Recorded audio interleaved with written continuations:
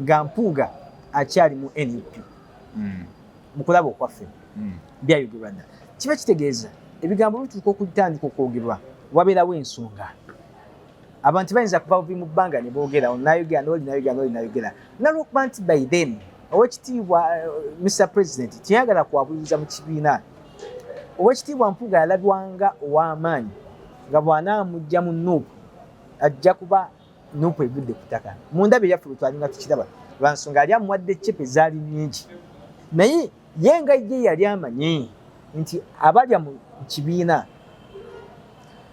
Mr President lunaku okwogera eri press conference okwogera nti bwe yakyalira Honorable Ssewanyana Honorable Ssewanyana yamugamba Segirinya yamugamba nti atusiba ye mumyukawo ye n'asirika ekyo yakyogera ekyo nkakasa Honorable yakyogera kakati ono okujja n'akyogera eri abantu bwabadde busungu n'obulumi ennaku empitirivu waliwo oluusi oba ng'osirikidde ekintu okumala akaseera naye olw'embeera ng'olaba obulumi bukoze bususse ng'ate ali emabega w'ekintu kino ali wali ayina akaseera ke tulimu ke kaseera akatufu yalwa nawo byogera ate bw'aba alinayo n'ebirala abyogere.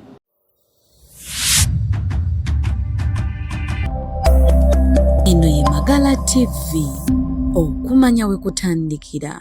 Alright, tukwaniriza nnyo gwenna omulabi waffe ali ku Magala TV kugamba nti okola ky'amaanyi nate tuba tugguse mu programu yaffe twebuuse ku Magala TV nange Simple Steven Sekamate buli lwa mukaaga tugezaako kubeerawo waneeno nga tusunsula ensonga tutunuulira ebintu ebiba bitambula naddala mu byobufuzi anti kati kadde ka byabufuzi kanaayo kyani buli omu agamba kyange kyani kyagundi ze programu zetubeera nazo ezo nga tutemaatema tukutematemera gwe Munnayuganda nobeera nga otegeera ki ekiri emabega wa kino ono yalwanye n'ono kigendererwa ki yabadde ayisaawo ki naye nga mu studio sibeeramu nzekka mbeera n'abakulu ab'enjawulo era nga bulijjo babeerawo nga babeera batuwa endowooza zaabwe ku nsonga eziba zigenda maaso mu ggwanga bagenda baba batubuuzaako tubeere nga tweyongerayo mu programu yaffe eno twebuuse nange Simple Steven Sekamate omukulu buuza ku balabe baffe. Mwenna abatulaba n'abatuwuliriza okuva mu mawanga ag'enjawulo okuva mu nzikiriza ez'enjawulo tubalamusizzaako nti mwebale kwekuumira ku Magala TV okumanya we kutandikira ate era kwandibanga we kukoma. Amanya ggwanga nga bulijjo tuba tuzze okusunsula ensonga netulaba bigenda maaso mu ggwanga mwenna abafiiriddwa n'abali mu bizibu by'enjawulo tujasaba Mukama abibasuuse mpola mpola. Okay, oyo ye ggwanga nno leero tuli naye mu programu yaffe eno twebuuse. Omukulu kama wange sebo tusanyiza okulaba nate nange nsanyuse nnyo nate era okubasinkana ku mukutu ogwa Magala TV program twebuuse.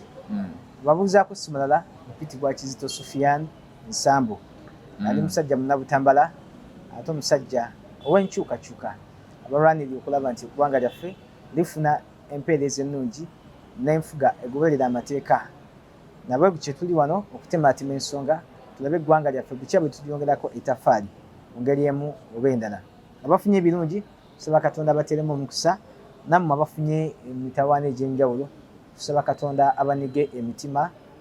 Program kekadde ka Wilson Kamwana. Bwe mpulira erinnya Nsambu nzijukira omubaka gwe baali bayita Nsambu yali MP w'e Makindye. Oyo abeera kitange kitaawo ddala abeera muganda wa taata wange taata y'omu abazaala. Erinnya ndiwulidde n'enzijukirwa Honorable Nsambu yali musajja wa DP yali musajja munnamateeka famire yaffe ya byabufuzi sebo bannamateeka ati baweereza ddala. Ndowooza omukulu otegedde ddala ensonga azitegeera bulungi naye nga puroguramu eno njagala ngiweerezeeko baganda bange abali mu mukutu gwa Lubaga Division Revolution abakulu mwebale nnyo okubeera nga muttaanya ensonga babeera eyo mu mikutu egy'enjawulo nga basiima bye mukola bagamba wano leero ggwanga atulimbye Nsambu naye nga ajja kutumirako omuganda wange tebazza wamu ne Budiba, Anti Lucy, Sara Kasule, Josephine Sesambu, Mbazira Joseph wamu ne Boss Lady. Abakulu abo babeera ku mukutu teguzikira. Bannankyukakyuka newankubadde ng'olumu ebimu bibasobako ne bagatta. Naye nga mbatumiddeko nnyo. Na wamu era njatumira ne baganda bange munna abali mu Magala TV fans group ebeera WhatsApp mwebale nnyo kubeera nga mu followinga era nga mutugoberera ku mikutu gyaffe gyonna egy'enjawulo. Bwe natanaba kutwegattako Magala TV otusanga ku YouTube, Facebook, Instagram wamu ne TikTok gye tusinzira okubeera nga tukuweereza gwe Munnayuganda nga tukutuusaako okumanya kw'oba tomanyi. Awo nno nga nfuddeyo tugenda butereevu. Olwaliro njagala tutunuulire Nabe yagudde mu ludda olw'opposition. Nabe yagudde mu kibiina kya NUP. Nyinza nze muyita Nabe kubanga yasizaamu omuliro gwali guzikidde gwazzeemu buto okwaka. Awo nno we najja omulamu ogwebuuza nti oba ekibuuzo ekigamba nti bino bye tukola tubuulizaako bannayuganda abali eyo. Opposition bwebeera nga mu kaseera kano tubuzaayo emyezi tuli mu Gwakutaano tubuzaayo emyezi 5 tubeere nga tuyingira mu Kanayokyani wa 2026. Naye ng'obudde buno eno olaba nga entalo ziri mu bo bennyini nnyini. Ebibiina eby'enjawulo tubiraba nga biri mu kujjawo nomination form FDC, DP, NRM eri mu buyinza twagirabye nga eri mu kulonda obukiiko obw'enjawulo mu kibiina. Naye abali ku ludda oluvuganya bo NUP, DA, Oweekitiibwa omuliro gwasituse buto. Kino kirekawa struggle. Ddala opposition eri ku mulamwa gwa kununula bannayuganda kukyusa ggwanga oba ggwanga tandikira ku nsonga eyo. Kifaananyi kyekiraga kino ekintu bwe baba nga entalo ate kati ziri mu ffeffe nnyini abandi badde bafokasinga ku 2026. Bonna batulaba n'abatuwulikiza zino ndowooza zaffe naawe osobola kuba n'endowooza yiyo. Naye nsuubira ekyo kyogera nti opposition eri mu kwetemaatemamu kituufu buli omu akiraba. Naye nze nsuubira bw'oyawukana n'omuntu yawukana naye otandike lugendo. Olugendo lw'oba otambulirako mu buki mu bulamu. Kati obuzibu bwe tulina confrontation wakati wa DA ne NUP. Abamu ku bakungu abaalangirira ne bagamba nti bagenze mu DA ate bakyayagala ne mu NUP bawe endowooza yaayo oba bawe endowooza yaabwe mu NUP. Nsuubira nti tekiba kituufu. Nanze nsuubira nti tekiba kituufu. Kakati bwe tutunuulira omukulu n'ebigenda maaso mu ggwanga bo okwetemaatemamu ng'ebibiina by'ebyobufuzi eby'enjawulo, nsuubira nti bavudde ku mulamu gw'okulwanira keeke ey'awamu ng'eggwanga. Wabula buli omu ayagala kutulako katole kaakole ki adduke. Nze kyendabawo nganze Omukulu Kizito Kama wange sebo. tulaba olutalo oluli wakati wa NUP ne DA. Olowooza abakulu bano tebali mu bakiyita kweragalyanyi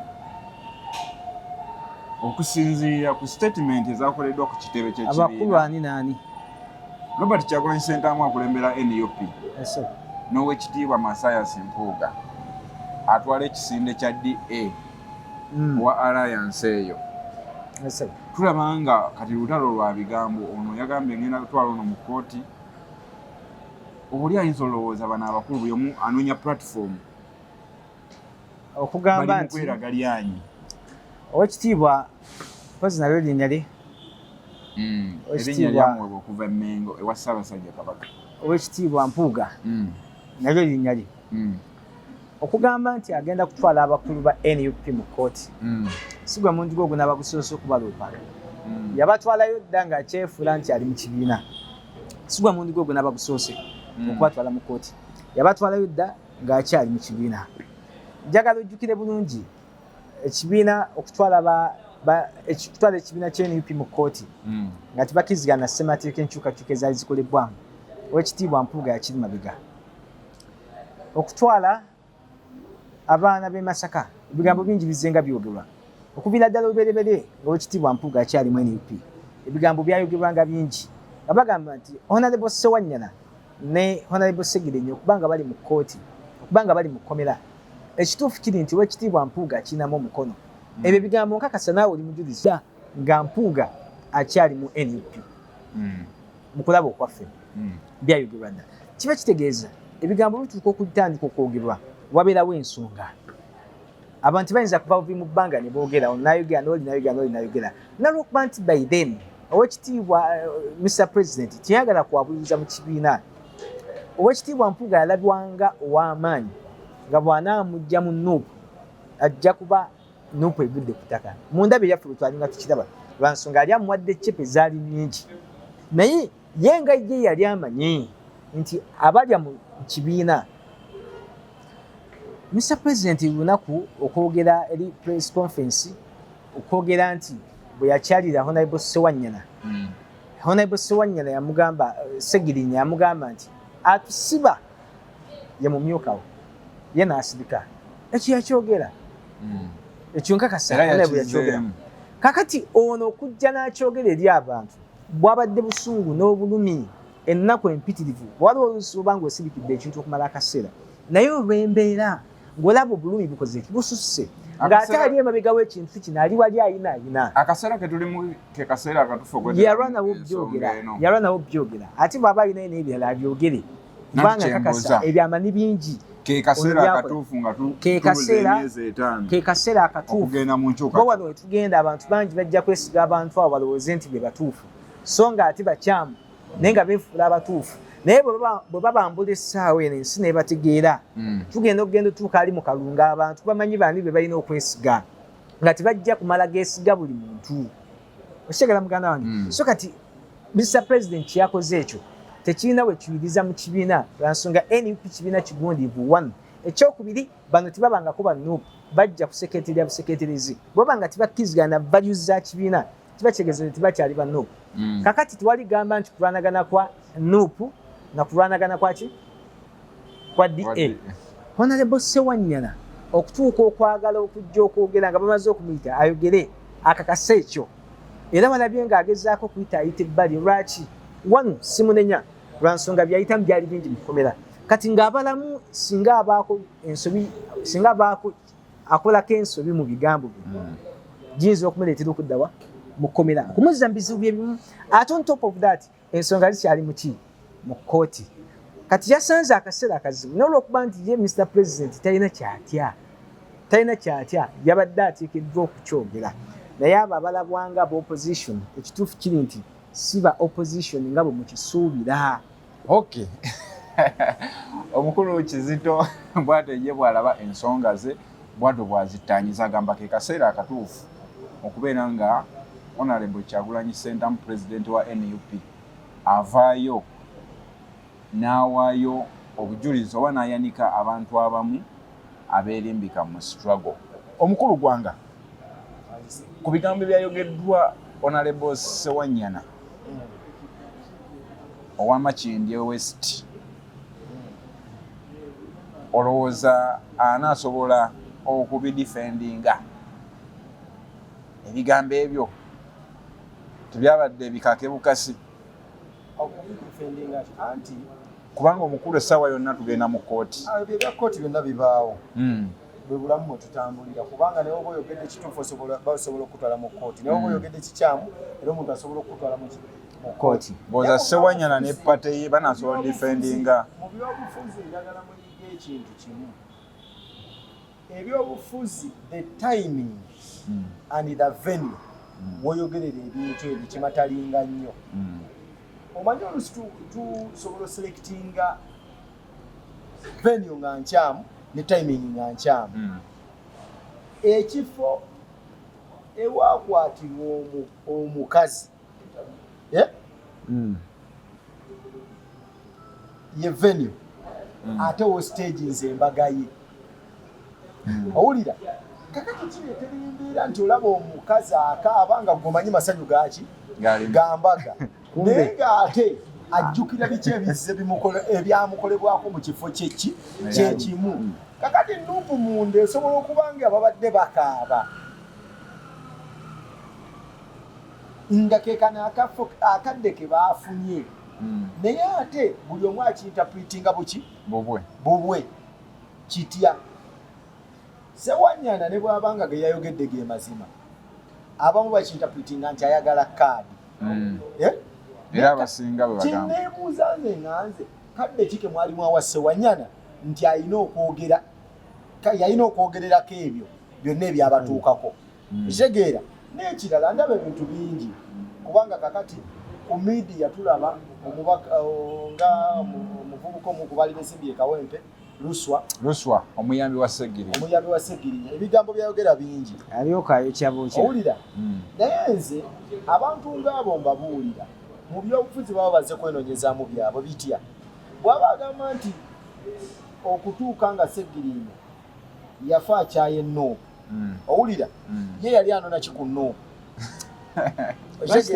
lwaki yajja ayagala okufuna kaadi yaki Luswa olunaku lwe yafiirwa kaadi lwe lunaku maama wa Ssegirinya lwe yayogerera mu lumbe nti omulambo gugende wa ku kisaawe owulira neotujja nga tulaba events endala Luswa yennyini tosobola kuvayo kweyogerako nga muntu atya yatuuka maama wa Ssegirinya agamba nti bannaaye kaadi mugikwate mugiwe omuyambi w'omuki Nuupu tebagiragira bwe batyo kibiina ekina demokrasiya era kiyita mu pipelines ne kiraba ne kikola survey ne balondamu akola ki kakati Luswa yatugamba abantu b'e Kawempe be bamutumye Kawempe yonna ekiikirirwa abantu 2 obululu bwe yafuna yamba ina ground ayogera ku media obukyayi bwakozesa n'amaanyi gakozesa njagala ayogera nti ayogerera abantu 2 ab'e Kawempe so si nti ayogerera Kawempe yonna ne Uganda tibamalako bantu balala ki dembe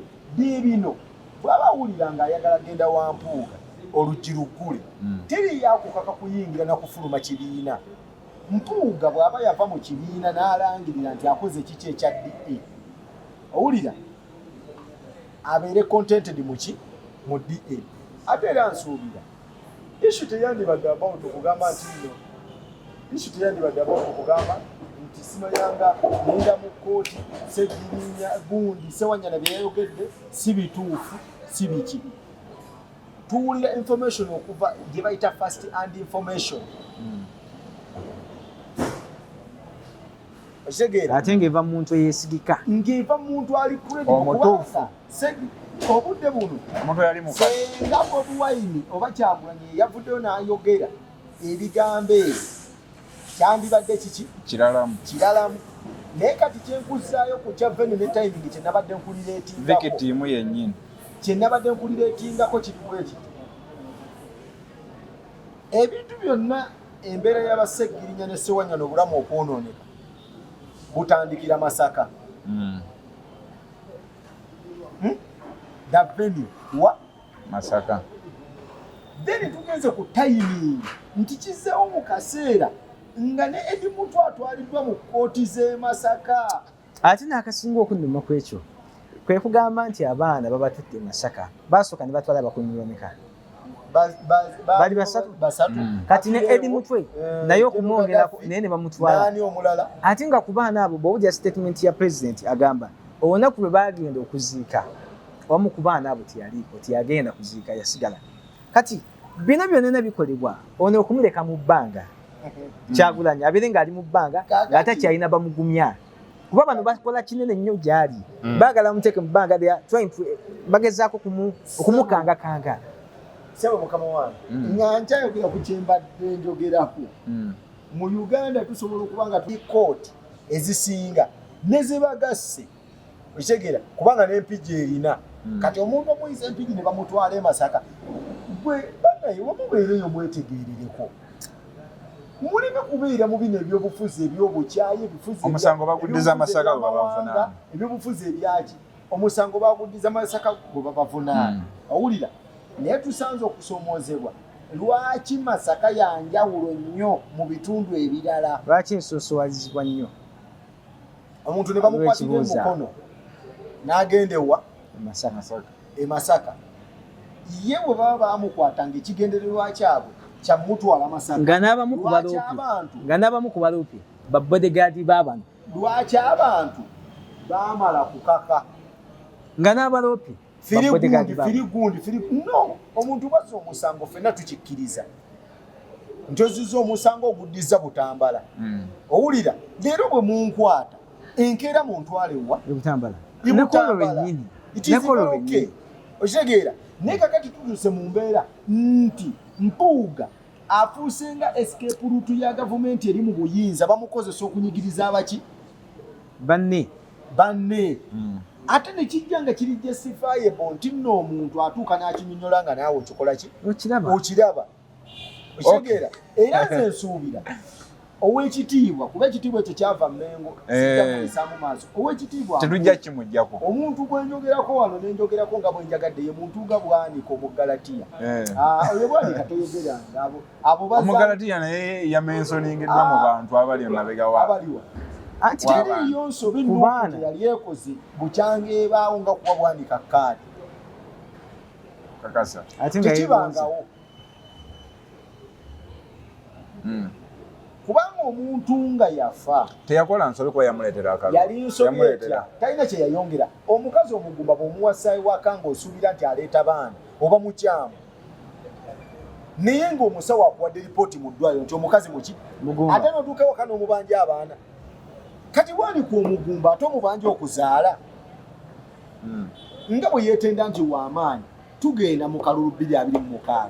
Owulira, anywerere gy'ali n'owekitiibwa anywerere wa gy'ali. Kyetusaba kiri kimu, liifa lyagufuuwa agulamule. Kati awo tugende mu mbeera ey'okumanya ani kirimaanyi ku bonna. Naye nga mu bino byonna bye njogera mbagamba bannayuganda abali eyo bategeera. Muleme kukozesa byabufuzi kubireetanga bukyayi. Okyali mu programu twebuuse nange Simple Steven Sakamati. Tukyagenda mu maaso naye nga tubeebaza mwenna abatugoberera ku mikutu gyaffe gyonna gimugatta abantu Facebook, Instagram, TikTok, YouTube. Genda ku YouTube osubscribinge Magala TV. Tolina kyovaako bannange ate bw'osanga waaka yenna owa Magala TV sharingirako munnoowo omuweerezeko mugambe kano kannyumidde olina kyoyizeemu. Naye nga teweera ya programu yaffe eno eteekebwamu ensimbi bannaffe aba Data Mine Technical Business School nga bagamba gw'omuzadde alina omwana yamaze senior 4 senior 6 twala omwana oyo bamubangule mu masomo ag'enjawulo. Ettendekero eryo libangudde abantu bangi. Ettendekero eryo mu midiya omwo abantu bangi abayise mumanyi ebyokusoma bya Uganda bino yajja ne bifuna okusoomoozebwa nti omwana bw'amala S4 S6 n'ateeyongerayo ku university, abantu abamu bamulaba ng'alemeddwa. Si bwe kiba, abaana basobola okukola ebintu bingi era ne tusanyukira nnyo ne kalikulamu eno era esobola okuteekebwa mu nkola. Nti omwana agenda ova ku ssomero ng'alina ekintu ky'asobola okuteekako mu emikono n'akola. Okay, Mr. Kizito. Kamwangiso. Insambu. Bw'oliyita? Ddala. Tukyagenda mu maaso bane mu programu yaffe twebuuse. Olowooza ebikolwa by'owekitiibwa Honorable Mpuuga obudde buno eno biyinza okumwejjeereza ku bimwogerwako essaawa eno? Ebikolwa bye ekisooka mu bigambo bye byabadde ayise olukuŋŋaana lwa bannamawulire yasoose n'abanga avumirira okuvuma ng'agamba aba NUP bavuma. Kati ye n'alaga nti ye kyakulabirako eri abalala. Of which twalinze speech ye tulabe gyegenda naye byagenze okubanga ebyagala okuggwa nga naye ate akozesezza olulimi oluvuma era oluvoola. Kakati Oweekitiibwa Mpuuga byonna bino byagezaako okukola kibanga muntu kumusanga ng'alinako ensobi gy'akoze. Musanze abbye essukaali n'atandika okumwekubaakubako. Naye ati neyabira nti buli wamwekubaakubako kubimwa ate alinako wala wasamuka ayongera kumwesaaba omu bw'agenda ku matu. Kakati Oweekitiibwa Mpuuga bino byakola yabba sukaali alina bye yakola bingi. Example entuufu yandibadde edda mu kyalo watu wange ebinyeebwa nga tugenda obisiga kakati ng'oluusi abazadde babaleka ku lubimbi gwe n'okanya kulya bw'osiga bw'okola ki bw'omeketa ebiki ebinyeebwa ng'akomawo n'agamba omekesa ebinyeebwa nti sinnabikola ki sinnabimeketako nga ganedda gaya akaziŋŋoonyo omale okampe gaya akaziŋŋoonyo nga binyeebwa byebikolagati ow'ekitiibwa ali mu agaya akaziŋŋaanyi ayinza obba ali ku binyeebwa naye ate bw'aba yabirya akaziŋŋoonyo yakateeka mu kamwa n'akagaya agaanyi okukajjayo okitegeera binene byagezaako kukola agezaako okwefuula afune sympathy mu bantu n'ogezaako kuzza obuganzi bwe yalina mu bantu ate ovuga ekyo ekitakyasoboka kati bino byakola one tayinza kusobola bannayuganda tayinza kubasobola lwansonga bannayuganda bamwinako obusungu olaba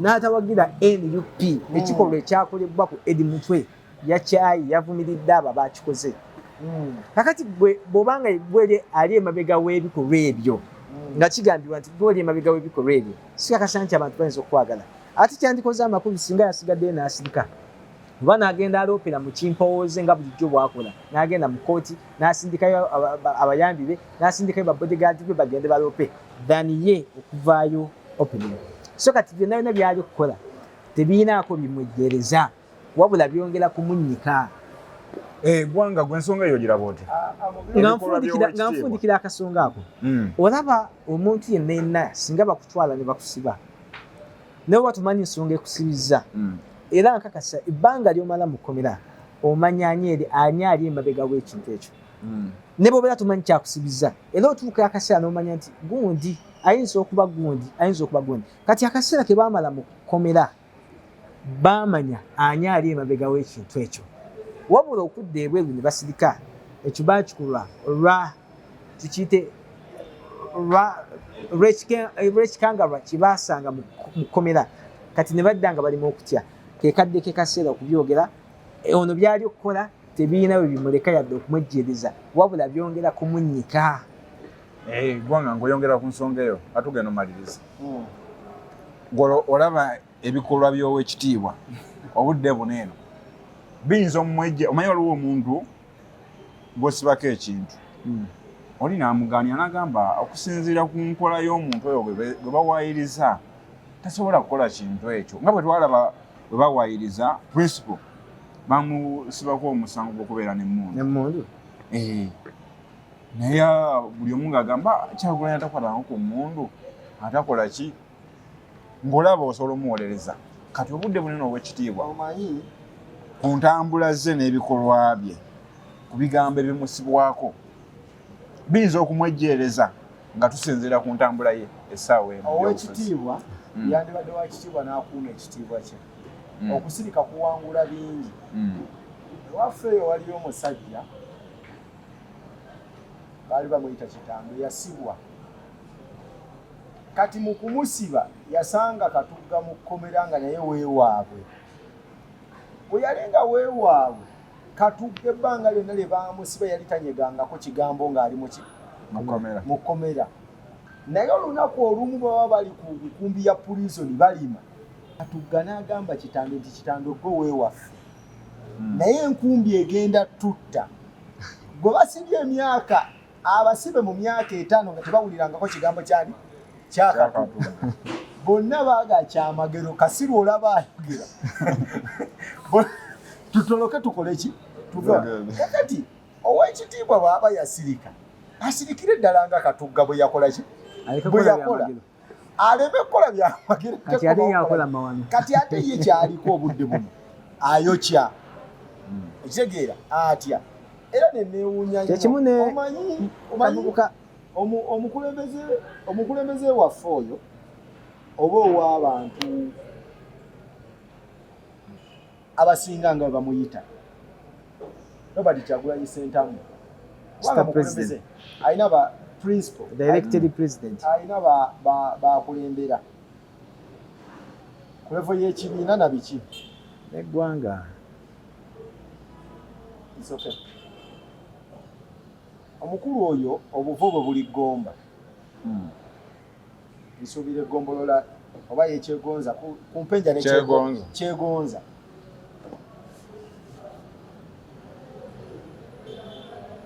mu byonna byakola abantu abava mu kitundu ekyo baba bakuze bekenneenya ensonga ne baba nga bakola ki nga bazoogera nga bwe ziri. Nze kye musaba okuba kusonyiwa Mpuuga waba takyadda mu kibiina nga yakola ekibiina kye.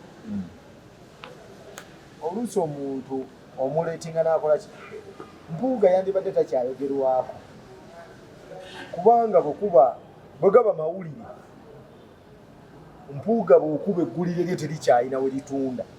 Zino ensonga zikyali za principal baza bannayuganda kati. Anti bannayuganda naye principal alina ekisinde kya bannayuganda kyakiikirira. Ate nga ne Mpuuga atulaga nti alina naye bannayuganda bakola ki bakiikirira.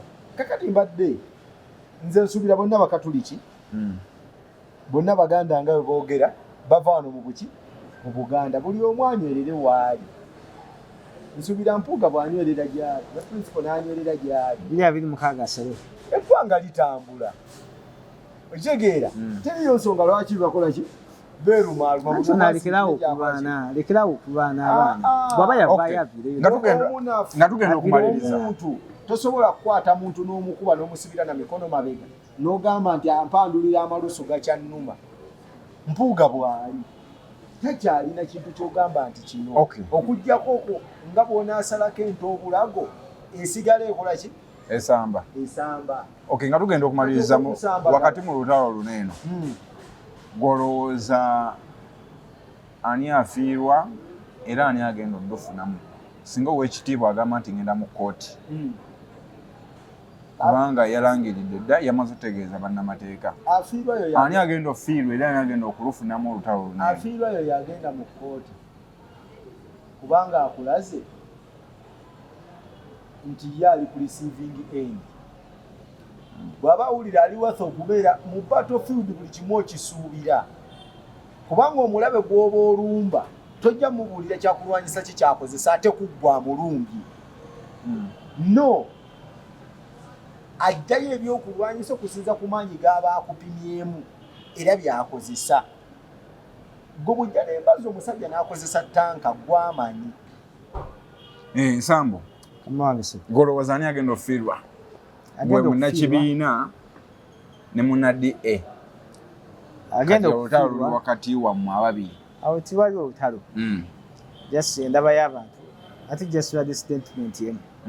Tekuliko bingi byayogerebwako wabula ati obuzibu bwavudde eyabadde yasirika ng'akyalina omukisa ogudda mu kibiina okwetunda oba oli awakkirizibwe yali omuyambi wa Honorable Segirinya ate yeyambisizza akakisa ako aka statement ezayogebwa ate n'avaayo n'ayogera bingi. Ati olutalo olwo tebirina bwe biyinza kukozeseza kibiina kya NUP yadde akatono okuleka kwabo abagirwana. Ate nekirala sebo munanno abantu balekerawo okukozesa situation ate okukumamu omuliro nti nabo babbulukuke. Kakati eriyo yali yazika omuntu bw'obanga wafa eriyo yali yazikira ng'ali mu nkoko ze. Omuntu alunda nkoko yali alunda nkoko ng'ali mu nkoko ze. Bagamba yali afuddewo olemala. Abavubuka abo ebintu bino bibatuukeko bayige. Yajja wano n'agenda ekisookera ddala kiri kimu. Nze sirabangako omuntu atategeeranga muvubuka oyo atya olw'ensonga eri emu. Bayira abo abantu siba discussing tubave nako mbadde nkoze n'ansobi okumoga batubazza ku map. Kakati ensonga eyo ey'okuba nti onagenda mu kkooti okutwalayo bano tekirina ekigenda kunafuza kibiina n'omundi n'ogwo wabula nagenze mu kkooti one yagenda okwongera okuggwamu value n'abatamanya mawano ge yakola bagenda kwongera okugamanya abo abatagategedde ate oba oli awo n'ebinaamukubira ddala biyinza kuviirayo mu kkooti ebitaasoboddwa kwogerwa. Mu ddakiika emu ng'osiibula mukama wange. Eddakiika nga nsiibula bannankyukakyuka mwenna mu ggwanga lino n'ebweru w'eggwanga. Tubaagaliza enkyukakyuka mwongere okubeera abagumu munywere buli kimu tukisobola. Abali bye bali essaawa eno si bye baali naffe tusobola okubeera bye bali n'okusingawo ate nitubeera ekyokulabirako era eggwanga lino abaliwo ne batwenyumirizaamu n'abalijja nabo ne batwenyumirizaamu. Nammwe abatembeeta ababanigiriza tubaagaliza enkyukakyuka ennungi era ey'omu bwangu. Lwa Katonda n'ensi yange. gwanga sibula batulaba batulaba era batuwuliriza omwezi guno gubadde gutandika Uganda yagwamu ekifo ey'omu ku baana b'abagagga abasinga mu Uganda ne mu East Africa okuba n'esente n'okufa kwa Lajivu ffenna kwatulumye naye ate kyakuyiga eri abakiri abantu omuntu nga Lajivu bw'abadde n'essente ng'addiza kwabo abatakola ki abatalina temweyambisa bifo bye mulimu ate kubba ssente tugenda zikola ki kusireka wano ate nga tuvudde ku kyessente tiriyo muntu agenda kufa ensi egaane kukola ki kutambula no nti enjuba yaganye okuvaayo ate Katonda yakola obunafu bw'omuntu buli kintu ekiyitako empewo kiggwawo kakati wenna ali eyo nga tonnalowooza ku bino bye tulimu nti oba bakukozesa lwa ssente lwa kiki lwa kyonna sooka olabe interest zo ng'eggwanga olireseewa kubanga bamu bajja kwerabirwa nti tebatadde tafaali ku ggwanga yadde balitaddeko lwa kintu kimu kagaati bw'atuuka n'ayagala okulya akagaati we kamuwoomera yeerabira byonna byakoledde ki eggwanga kale nga nsibula bannayuganda njasibula abantu bannayuganda njasooka nsibula abantu betukola nabo mu media house ez'enjawulo nsibule bannabutambala sebo nze siva ku media nga situmidde bantu bebutambala kyobala kikulu okutambala eyo kinti kyembala kikulu abantu bebutambala bagina obbasiibula bweva ku bantu bebutambala nensibula abantu bewalira muwogo waabwe abava mu buki mu Buganda bwe tuva mu bantu b'omu Buganda nentumira abantu abava mu Uganda kubanga ffenna tukola ki etugatta omukakwa omugisa omusoga omulundi omuki buli ali mu Uganda nga munnayuganda mutumirako akaaki ak'ensusu gwe wenna atakwataganya lulimi nange tekitegeeza nti tuli balabe nedda ffenna tuli baki bannayuganda totunuulira mbeera yagamba nti ate oyo ate ono tukole ebintu ebizimba eggwanga lyaffe sebo nga maliriza sebo njatumirako ku mubaka wange Muwanga Kivumbi asisobola tumira Muwanga Kivumbi oyagala kumuzimbira nnyumba ye oyagala kuzimbira nnyumba yo sitayogera ku kya nnyumba naye nzo yampeeyo ekintu kimu Muwanga Kivumbi kyakoledde abe kakati akati bw'anaagezaako kugidaakira mirembe lidiya lidiya mirembe oleeta obuugi mu bbaala nawe nsi ye mubaka we Buganda nze mubaka wange Mwana yakolayo mangi. Okay. Bwemba nalonda kwa bakola ki? Oyebanga omubaka oyo lyayogera ko yakikiridde. Butambala tukyalina ambulance. Akoze ebintu edobozi ly'omukolo letuse bulungi. Akoze bintu. Aisha Kabande akoze bintu. Ate